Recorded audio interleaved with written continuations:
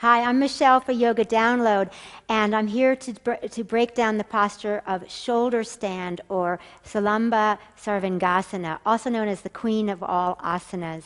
And this is Ron. He's a fellow teacher here in Denver, and I'm so grateful that he's offered to do this for us today. I'm also grateful to Inner Waves Organics for these wonderful clothes, and Kira Grace, a sponsor of mine, in these adorable pants. So thank you very much for joining us. Before we begin, I just want to say, you must consult your doctor and a yoga professional before trying this posture. There's a lot of contradictions, and it takes a tremendous amount of core strength. And I'll go through these as we break down the posture. So let's start, but with a small demonstration of what I mean when this is called shoulder stand and not neck stand. So the first time we'll do this pose, I just want Ron to do it on the wood floor here, and I'm going to use this highly technical instrument called a pen. So head here, Ron, lie on your back. And this is just for demonstration purposes of the neck and how it's engaged. So using your hands, bring your feet up into a bridge, and then however you like, come on up into shoulder stand, the queen of all poses. And so this is a beautiful pose. His legs are engaged, very, very strong. And then you can see his ankles, knees, hips are engaged, and use a little more of your hand support so that you get in one lovely line. And then walk your elbows in nice and tight. And if I was behind him, I could take my foot and right underneath his shoulders or his neck area, I can lift up with my toes and feel that he's fully engaged. So there's no part of his weight that is on his neck. And I'm going to prove that with this pen. So I come over here and I can feel right underneath here where his neck is on the ground, and you can take the pen and actually move it through to the back side.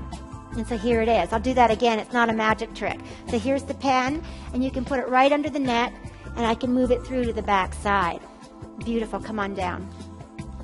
And so I do this to show and to emphasize that the cervical spine is never resting on the hard surface. The cervical spine is elevated because these strong shoulder blades is what's bearing the weight of the pose. And in that, that's the number one rule you want to really try to create when you're working towards this posture. So come on down on the mat, and I'm going to show you how you get there with a modification.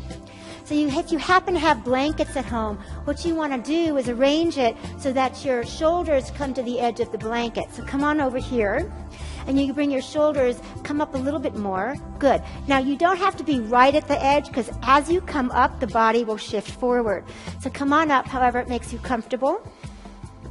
Lifting up from the hips, you can see the tremendous core engagement. Legs are strong. They're never like flopping around. They're very, very strong. In some ways, your balance is thrown off by the blanket, but watch. The neck here is completely off the ground, and so it's a very safe way to do the pose. Mr. Iyengar says in his book, Light on Yoga, you should hold this pose for a minimum of 5 minutes a day, working up to 15 minutes a day. It's extremely therapeutic in balancing the hormones, the endocrine system, anxiety, and insomnia. So really, after the age of 20, everyone should be doing this pose 5 minutes a day.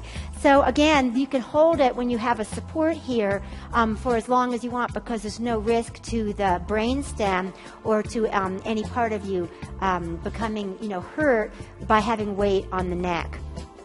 Come on down. Beautiful.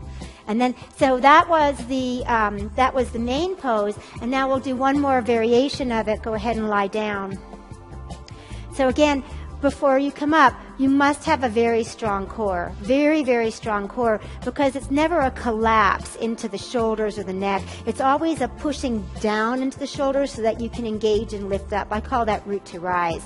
So come up here, and then just come into a bridge for a second. It's a bridge pose, or yep. And then walk your shoulders underneath you as much as you can. And in doing that, you can see he's engaged his shoulders a lot. Now, if you're doing this along with us, you can bring your hands underneath your hips and help yourself up into shoulder stand. Nice. And then using that strong core, you lift your hips all the way up. And so from here, I'll just give him a little support on the feet. If it's in your practice, you can bring your hands down on the mat and clasp them underneath you. Push your hands down, strong tailbone, Ron, and get even more vertical. Watch that your feet stay toward the back and your core stays pushing towards the front.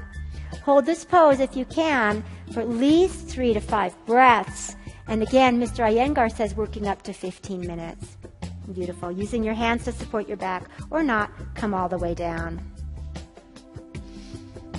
Nice. So this is Ron, and I'm Michelle. We're here for Yoga Download. I hope you enjoyed this breakdown of shoulder stand. Again, please work in the beginning with a trained yoga teacher, or ask your doctor if this pose is in your repertoire, if you have enough core support so that you're never collapsing down on the neck.